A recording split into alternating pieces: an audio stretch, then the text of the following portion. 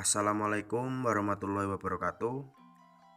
Kami dari kelompok 5 kelas A2 yang terdiri dari saya Bagas Bandoro, Deni Nandar Sabdali, Yanuar Setyo Nugroho, Kukuh Tri Anggoro, Muhammad Iqbal, Anissa Alfi, Rahmawati Lestari.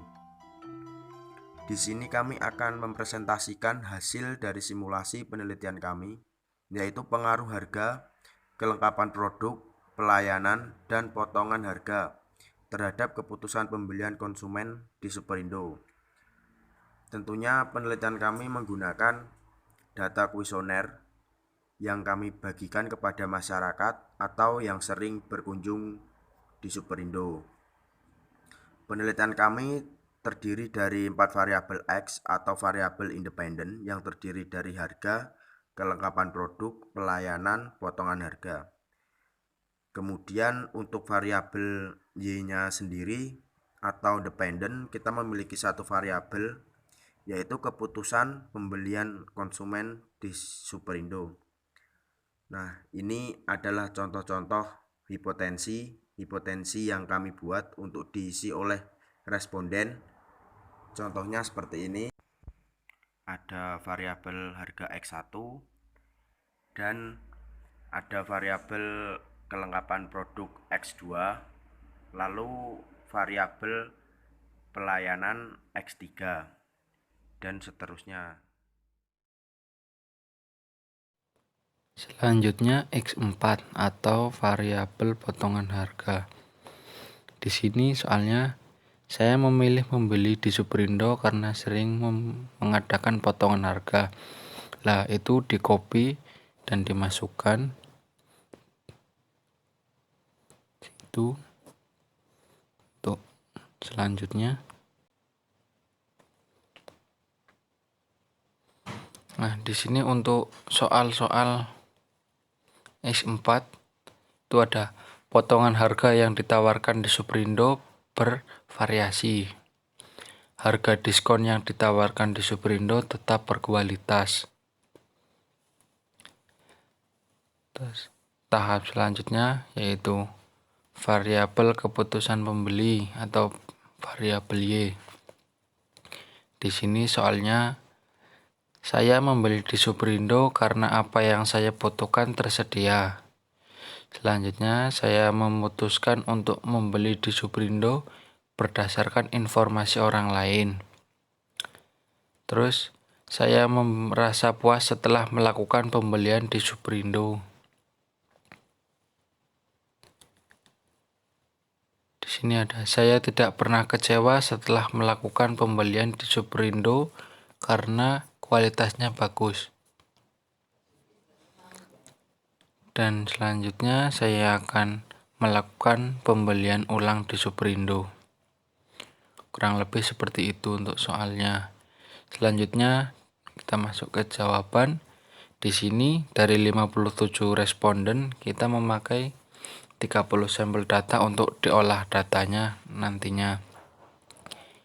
Di sini terdapat usia dari responden itu kita dibentuk itu berbentuk diagram batang dan jenis kelamin itu berdiagram lingkaran. Dan selanjutnya ada pekerjaan, kurang lebihnya seperti itu. Untuk tahap selanjutnya kita masuk ke pertanyaan. Di sini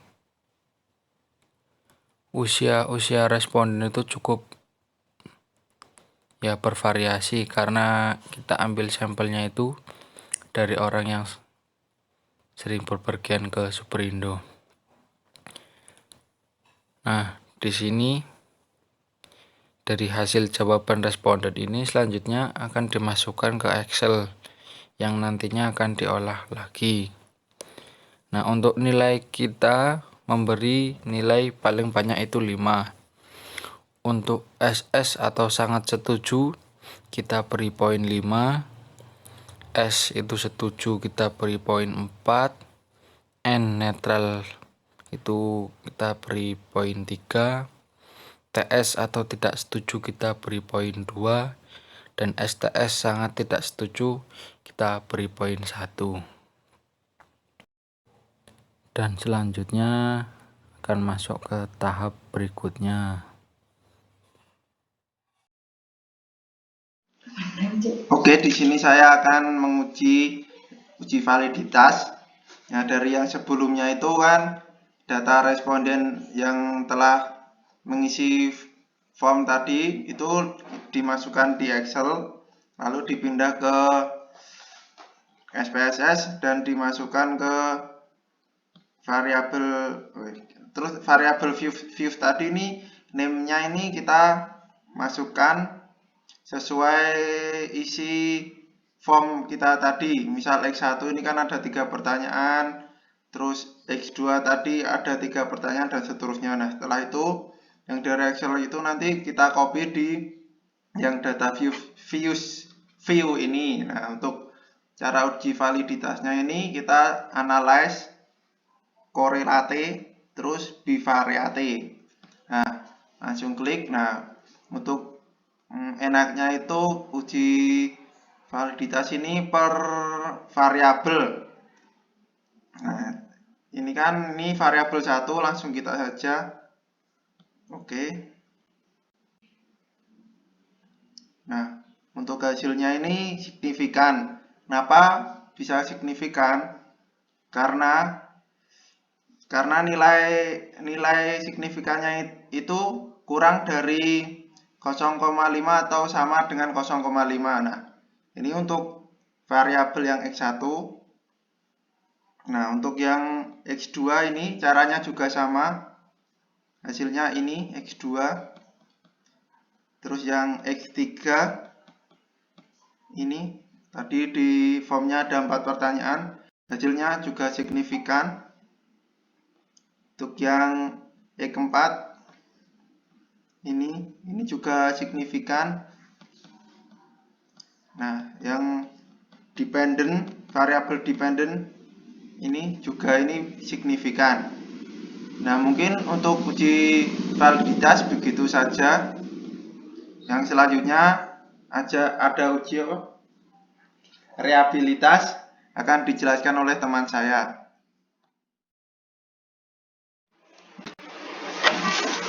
Baiklah, saya akan melanjutkan uji reliabilitas. Nah, uji yang pertama itu kalau kita ingin melakukan uji reliabilitas itu kita buka menu analyze. Nah, di menu analyze ini ada beberapa bagian. Kemudian kita buka yang bagian scale. Nah, di bagian scale ini terdapat beberapa bagian juga.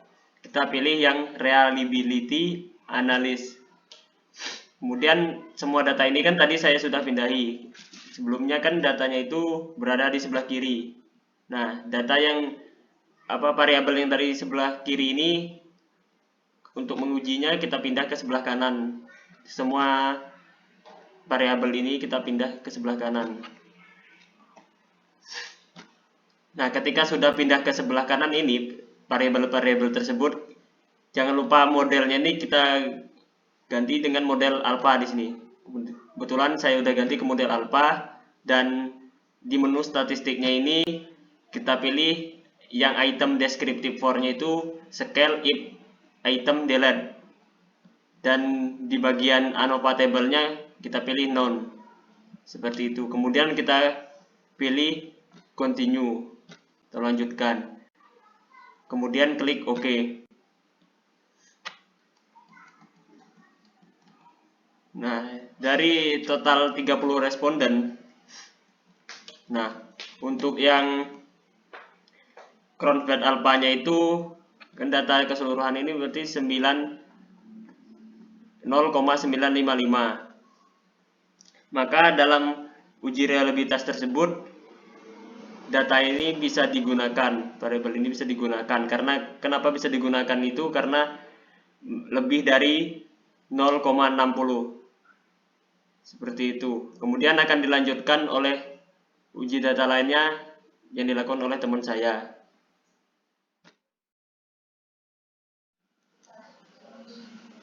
Selanjutnya di sini ada analisis regresi berganda. Untuk caranya buka analyze, lalu regression, lalu linear. Nah, untuk Y-nya, variabel Y dimasukkan pada dependent, dan untuk X-nya itu dimasukkan di independent. Nah, untuk hasilnya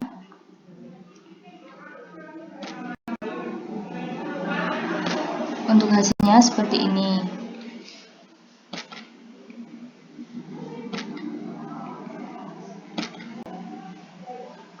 Nah, di sini ada uji F. Uji F adalah uji untuk melihat bagaimana pengaruh semua variabel bebasnya secara bersama terhadap variabel terkait.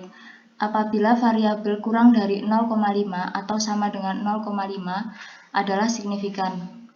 Jadi dapat dilihat di sini bahwa variabel X itu berpengaruh simultan terhadap variabel Y karena signifikannya 0,0.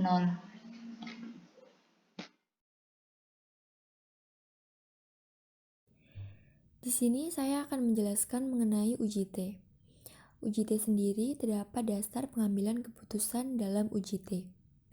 Yang pertama yaitu jika nilai signifikansi lebih kecil dari 0,05 atau T hitung lebih besar dari T tabel, maka terdapat pengaruh antara variabel X terhadap variabel Y. Kemudian jika nilai signifikansi lebih besar dari 0,05 atau T hitung lebih kecil dari T tabel, maka tidak pengaruh antara variabel X terhadap variabel Y. Nah, di sini cara mencarinya seperti dengan uji F. Hasil uji T sendiri yaitu sebesar 2,065. Nah, di sini bisa dilihat dari signifikansinya, yaitu dari X1 dan X4 tidak berpengaruh karena T hitung lebih kecil daripada T tabel. Kemudian dari X2 dan X3 yaitu berpengaruh karena T hitung lebih besar daripada T tabel. Baik, di sini saya akan melanjutkan presentasi yang selanjutnya tentang kesimpulan dari presentasi kali ini. Kesimpulan yang pertama itu dari uji validitas, yang mana dari hasil yang sudah dianalisis melalui SPSS ini menghasilkan valid semua. Artinya apa? Artinya dari hasil ini kita dapat menyimpulkan bahwa instrumen-instrumen yang ada di penelitian kami ini sudah valid dan tidak perlu diganti atau tidak perlu diperbaiki. Oke, selanjutnya kesimpulan dari uji reliabilitas. Nah, di sini kita mendapatkan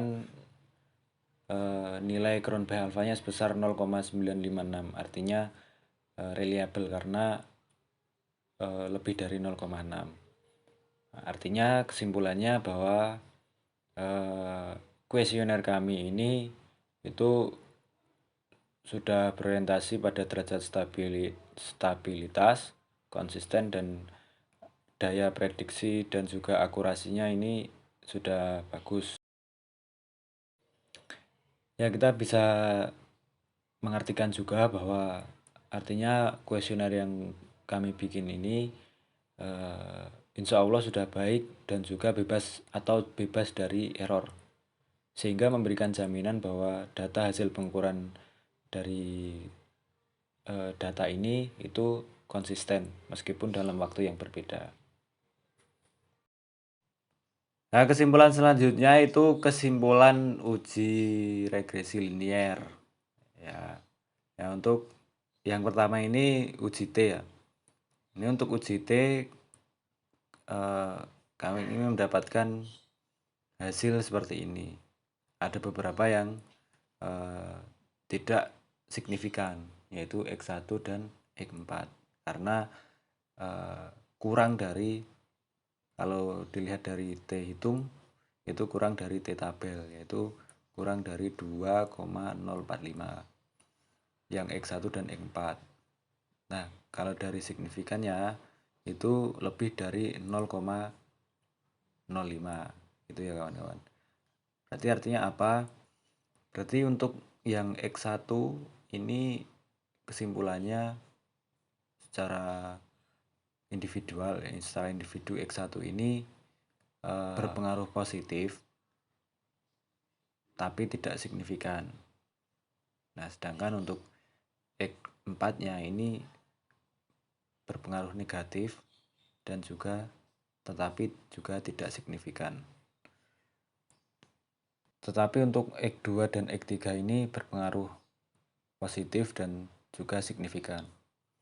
Artinya kalau berpengaruh positif itu semakin tinggi X2 dan X3, maka semakin tinggi juga Y-nya, maksudnya berpengaruhnya kepada variabel dependennya.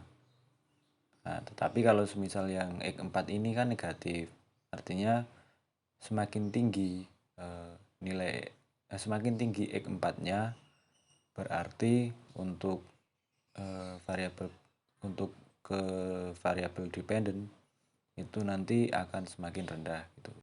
Nah, untuk selanjutnya ini ke uji F ya. Untuk uji F ini kita lihat hasilnya adalah kalau dari uji F-nya itu secara simultan variabel X itu berpengaruh terhadap variabel Y dan juga signifikan.